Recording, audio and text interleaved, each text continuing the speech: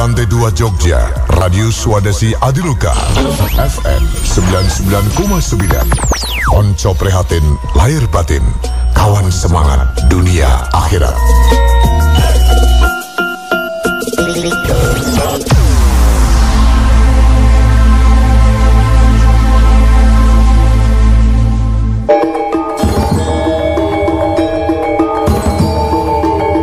Saudara pendengar tersayang dan yang budiman, sebentar lagi dapat Anda ikuti sebuah sandiwara legendaris Tutur Tinular. Tutur Tinular syarat dengan patriotik, heroik, dan romantisme kehidupan.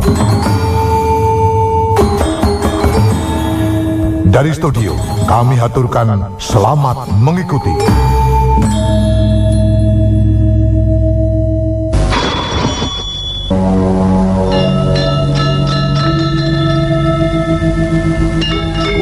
Beri nama pedang ini Naga Puspa. Selamatkan dia. Jangan sampai jatuh ke tangan pendekar berwatak jahat.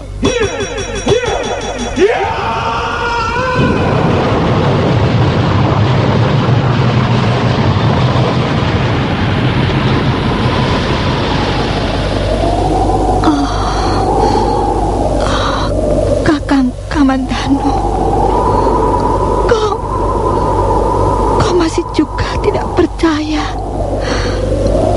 bahwa aku mencintaimu. Mesin, maafkan aku, Mesin. Mesin.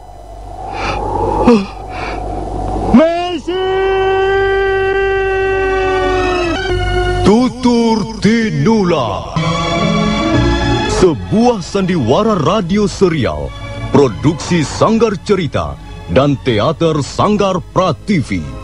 Sebuah kisah dengan latar belakang sejarah runtuhnya Singasari dan berdirinya Kerajaan Majapahit.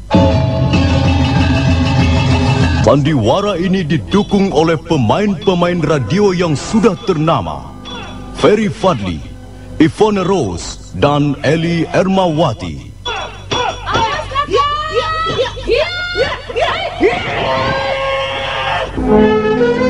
Cerita ini ditulis dan disusun oleh S. Tijab.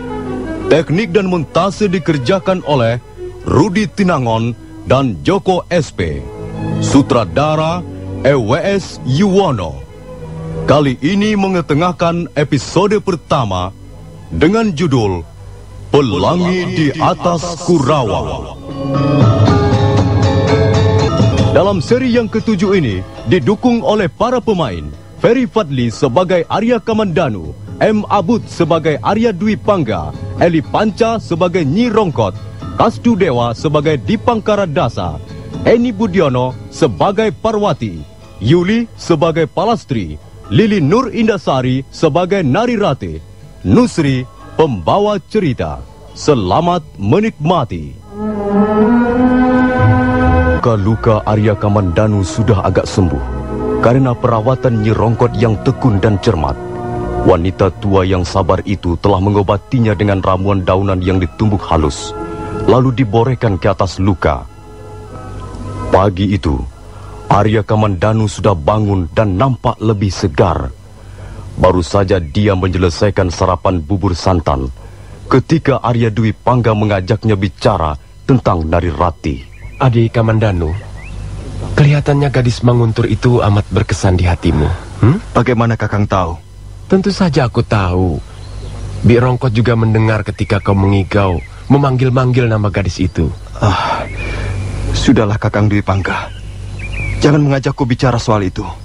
Kau mencintainya bukan? Kau sangat mencintainya kan? Kakang Dwi Pangga, aku tak mau bicara soal itu. Adik Kamandanu, aku adalah Arya Dwi Pangga, putra Empu Hanggareksa, kakakmu sendiri. Aku bermaksud baik. Mengapa kau tidak bersikap terbuka padaku? Ini adalah persoalan pribadiku, Kakang. Untuk apa Kakang masuk ke dalamnya? Jadi kau tidak percaya pada saudara tuamu sendiri? Aku bisa menyelesaikan persoalanku sendiri. Baiklah, Aku tidak akan memaksa. Tapi ketahuilah, persoalan wanita sangatlah rumit. Bagi yang belum berpengalaman, menghadapi wanita sama halnya dengan menghadapi Fata Morgana. Menghadapi suatu misteri kehidupan yang penuh kabut rahasia. Kau bisa melihatnya, tapi tidak bakal bisa menjamahnya.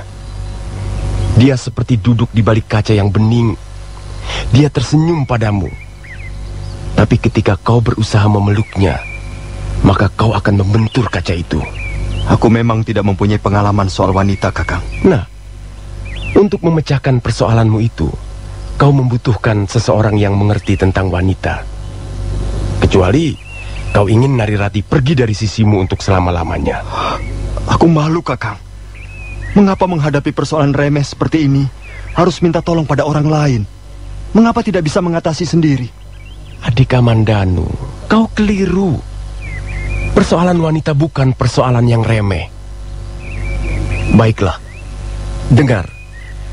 Aku akan bacakan satu bait syair yang ikut mengubah jalannya sejarah pemerintahan di Tumapel. Kerling matamu lebih dahsyat dari gelombang 7 samudera, dan senyummu sanggup menggetarkan seluruh isi dunia. Apa artinya si Arok anak desa? Kau tahu Adik Kamandanu, syair itu akhirnya dapat menjadi awal dari sejarah perjuangan Ken Arok, anak dari desa Pungkur, untuk merebut kekuasaan dari tangan Tunggul Ametung. Arok menjadi besar karena wanita, dan akhirnya dia terguling dari tahta juga karena wanita. Nah, ada satu lagi bait syair yang senada. Syair ini pun ikut mengubah jalannya sejarah pemerintahan di Kediri pada tahun 1222. Syair ini diucapkan oleh Prabu Kertajaya atau Dandang Gendis, yang waktu itu sedang tergila-gila oleh kecantikan seorang wanita yang bernama Dewi Amisani. Dengarkan. Amisani, kau adalah matahari pagi yang selalu menghangatkan ranjangku. Kediri akan membeku jika kau berpaling dariku. Nah, sebuah syair yang sederhana bukan? Tapi ingat, karena syair itulah maka para pendeta, para pemuka kerajaan lalu bergabung dengan Tumapel. Dan akhirnya, Kertajaya dan bala tentaranya dihancurkan di desa Ganter. Dengan demikian, Dandang Gendis telah menjadi korban tali asmaranya bersama Dewi Amisani. Nah, apa sekarang kau masih menganggap bahwa persoalan wanita adalah persoalan yang remeh? Ingat, Adik Kamandanu, separuh dari bagian dunia ini menjadi milik wanita. Baiklah, Kakang Dwi Pangga. Aku percaya padamu. Aku akan menceritakan persoalan yang kuhadapi dengan Narirati. Arya Kamandanu lalu menceritakan dari awal apa saja yang dialami bersama Narirati. Sementara Arya Dwi Pangga mendengarkan dengan seksama. Dan setelah Arya Kamandanu selesai bercerita, Kau memang terlalu, Adik Kamandanu. Terlalu bagaimana, Kakang? Kau tidak mempunyai perasaan terhadap seorang wanita. Kasihan sekali gadis yang bernama Narirati itu. Dia harus menderita karena kekasihnya kurang tanggap terhadap isyarat-isyarat yang sudah berulang kali diberikannya. Jadi menurut pendapat Kakang, dia juga mencintaiku? Hari-hari kemarin jelas, tapi entah sekarang ini. Hati seorang gadis, kalau sudah dikecewakan, bisa menutup rapat sekali. Aku hanya ingin mendapat kepastian. Aku tak bisa tenang sebelum kepastian itu datang, Kakang. Ada satu cara yang barangkali akan bisa menjernihkan kembali hubungan kalian. Cara apa, Kakang? Minta maaf padanya. Aku sudah melakukannya, tapi dia tidak mau mendengar. Dia bahkan terus berlari meninggalkan aku. Minta maaf tidak cukup sekali, Adik Kamandanu. Harus kau coba lagi. Berapa kali aku harus mencobanya? Ya, sampai dia memberimu maaf tentu saja. Aku tak sanggup melakukannya. Aku belum tahu apa kesalahanku. Bagaimana aku harus minta maaf sampai berkali-kali? Dengar, Adik Kamandanu, ini hanya untuk mengambil hatinya. Tapi aku tidak bisa melakukan hal-hal yang bertentangan dengan hati nuraniku. Kau mencintainya atau tidak? Aku mencintainya. Kau ingin hubungan kalian menjadi selaras lagi? Iya, tapi jangan aku disuruh melakukan hal-hal yang bertentangan dengan hati nuraniku. Aku tidak bisa, Kakang. Kau tinggi hati, Adik Kamandanu. Ya, barangkali Kakang benar. Aku tinggi hati.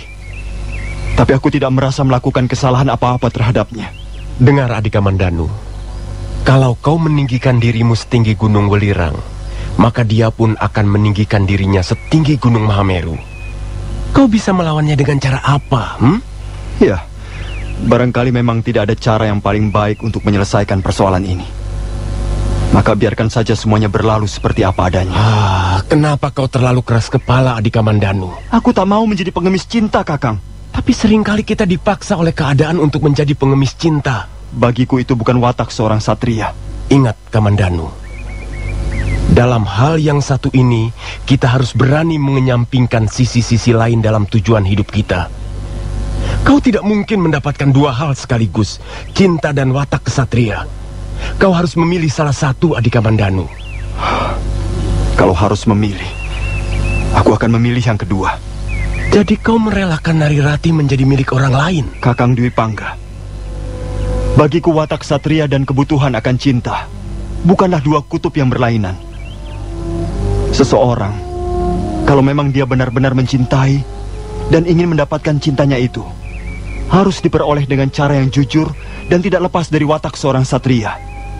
Kalau tidak, lebih baik orang itu kehilangan cintanya, dan itulah korban yang paling mulia.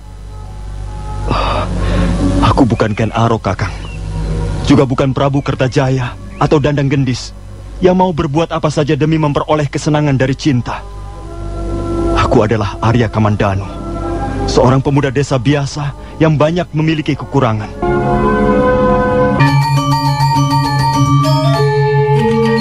Yang Anda dengarkan ini Sandiwara Tutur Tinular. Tutur Tinular akan kembali lagi setelah woro-woro berikut ini.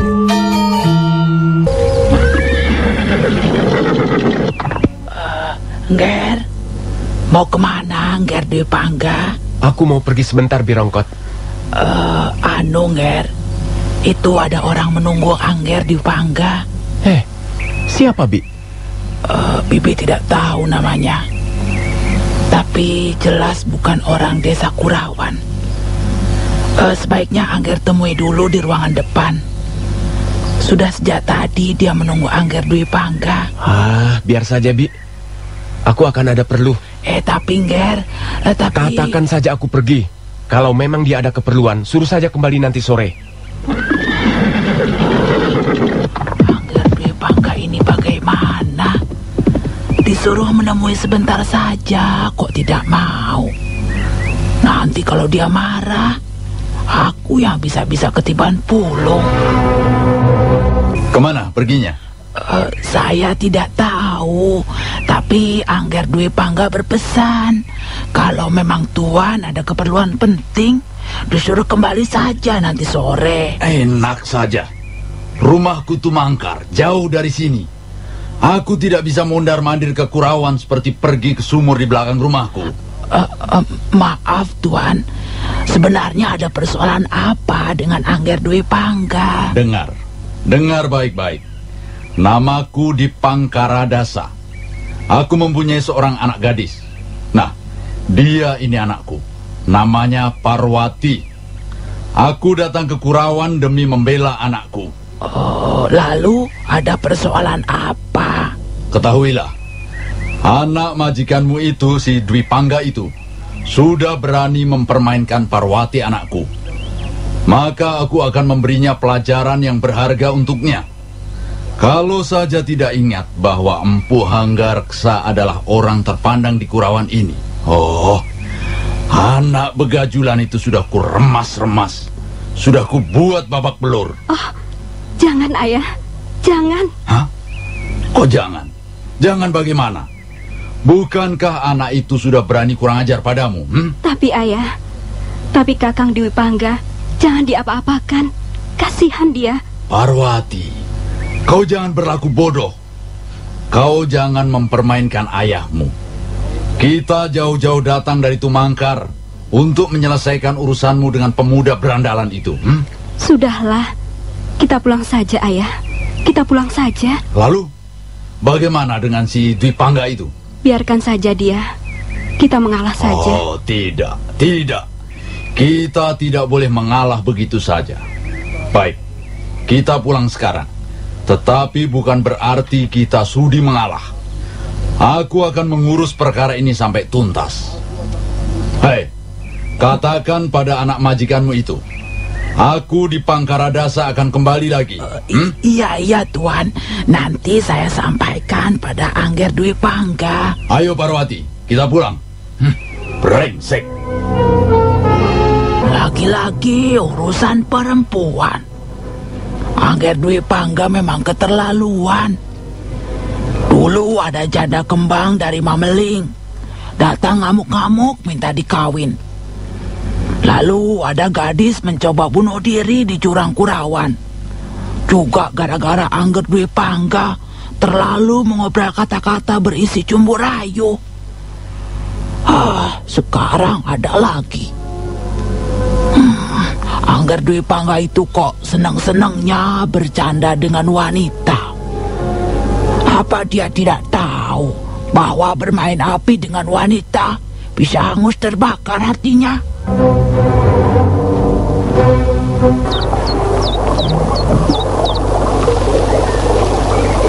Kubuka daun jendela dan terbentang malam yang indah, dihiasi candra kartika. Di bulan Waisak ini, 10 kali aku melewati pintu rumahmu yang masih rapat terkunci dari dalam. Kapan kau buka, wahai Sang Dewi Puspa? Indah sekali bunyi syair ini, Ratih. Ya, aku juga tidak menduga bahwa Kakang Kamandanu bisa menulis syair seindah ini. Dan kau sudah membalasnya? Belum. Kau harus segera membalas atau menanggapinya, Ratih. Terlihat jelas bahwa dia sangat menyesal dan ingin kembali menyambung tali asmara denganmu. Palastri, aku masih sakit hati. Kau tak ingin burung gagak itu berpaling pada daging lain yang empuk dan lezat? Jangan tinggi hati, Ratih. Ada pepatah mengatakan bahwa wanita itu berdiri di antara 2 bibir sumur. Kalau dia bertahan tak mau tundukkan wajah, dia tak bakal melihat air. Tapi kalau dia terus-menerus tundukkan wajah, dia bisa terjerumus ke dalam sumur itu. Nah, jadilah wanita yang bijak. Jangan tinggi hati, tapi juga jangan terlalu merendah di depan laki-laki.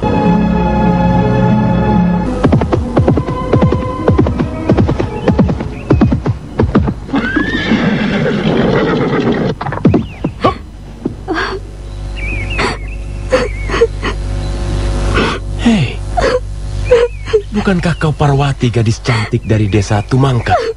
Apa berdulimu, Kakang Dewi Pangga? Ada apa Parwati? Kau menangis di tepi jalan begini tentu ada sebabnya. Aku sedang memikirkan mencari tempat untuk menghilangkan nyawaku sendiri, Kakang. Hei, kenapa jadi begitu Parwati? Mengapa jalan pikiranmu menjadi cupat seperti katak dalam tempurung? Kau adalah gadis cantik. Masa depanmu yang cerah dan bahagia menunggu di seberang sana. Mengapa harus berputus asa? Sekarang ganti aku yang bertanya. Mengapa Kakang tak pernah lagi datang ke Tumangkar untuk menemui aku? Apakah Kakang sudah bosan pada diri Parwati ini? Apa sudah ada gantinya yang lebih rupawan? Apakah Parwati sudah tak cukup berharga untuk mendengarkan bisik-bisik cinta asmaramu? Tunggu. Ini banyak sekali pertanyaan yang harus kujawab. Tapi baiklah, aku akan berusaha memberikan jawaban yang memuaskan. Dengarkan. Sekuntum cempaka sedang mekar di Taman Sari Desa Tumangkar. Kelopaknya indah tersenyum segar. Kan ku petik cempaka itu untuk kubawa tidur malam nanti. Dusta, kau dusta. Parwati, siapa yang kau maksudkan dengan cempaka itu? Kaulah cempaka itu. Aku tidak percaya. Bagaimana aku harus membuatmu percaya, Parwati? Kau tidak sudi memberi kesempatan padaku untuk memetik kembang cempaka itu. Apakah Kakang Dewi Pangga benar-benar ingin memetik cempaka itu? Dengar Parwati, Aku tidak akan membiarkan cempaka itu mekar dengan sia-sia dan akhirnya gugur ke bumi. Biarkan saja dia gugur ke bumi. Apa pedulimu? Aku bukanlah manusia yang kejam seperti itu, Parwati. Aku bisa menghargai keindahan. Hanya mereka yang berhati batu akan sampai hati berbuat seperti itu. Kau tidak perlu ragu-ragu, Parwati. Kalau selama ini aku tidak pernah singgah di Tumangkar, itu hanya karena kesibukan yang tidak bisa kutinggalkan. Sayang sekali. Kakang Dwi Pangga sekarang tak mungkin memetik cempaka itu. Sudah terlambat. Hei, mengapa? Apa maksudmu, Parwati? Dengar, Kakang Dwi Pangga. Cempaka yang akan Kakang petik itu sekarang sudah ditumbuhi duri-duri yang tajam. Seperti tajamnya pisau ini. Parwati, tunggu. Aku benci padamu. Aku benci padamu, Kakang Dwi Pangga. Aku benci. Jangan, Parwati. Jangan. Hentikan, Parwati. Hentikan. Tahan. Parwati. Kakang. Kau terluka, Kakang. Maafkan aku, Kakang. Maafkan aku. Sudahlah. Hanya luka kecil. Untung aku segera menghindar. Kalau saja ujung pisau itu menembus jantungku, tak akan ada lagi Arya Dwi Pangga sekarang ini. Maafkan aku, Kakang. Maafkan aku. Aku kesal. Aku benci sekali padamu. Tapi bukan maksudku membuatmu terluka begini. Maafkan aku, Kakang. Mulai sekarang, jangan lagi datang ke rumahku. Mengapa, Parwati? Parwati! Parwati, tunggu! Aku tak ingin ayahku mencabut pedangnya dan membunuhmu, Kakang Dwi Pangga. Arya Dwi Pangga terkejut. Jadi ayah Parwati di Pangkara Dasa yang terkenal buas seperti singa lapar itu sudah mengetahui hubungannya dengan anak gadisnya. Arya Dwi Pangga sambil memejit luka di pundaknya yang masih meneteskan darah, bangkit menuju kudanya. Kemudian dia naik ke atas punggung hewan itu dan menyusul Parwati ke desa Tumangkar. Nah, para pendengar sekalian, bagaimana kelanjutan kisah ini? Apakah yang akan dialami Arya Dwi Pangga di desa Tumangkar? Silahkan mengikuti seri berikutnya. Sampai jumpa.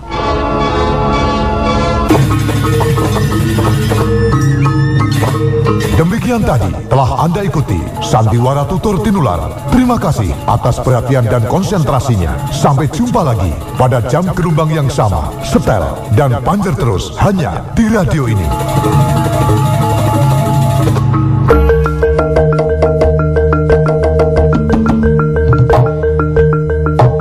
Dipancarkan dari lantai 2 daerah istimewa Yogyakarta. Inilah Radio Swadesi Adiluka. Acara-acaranya menawan, lagu-lagunya jos tenan.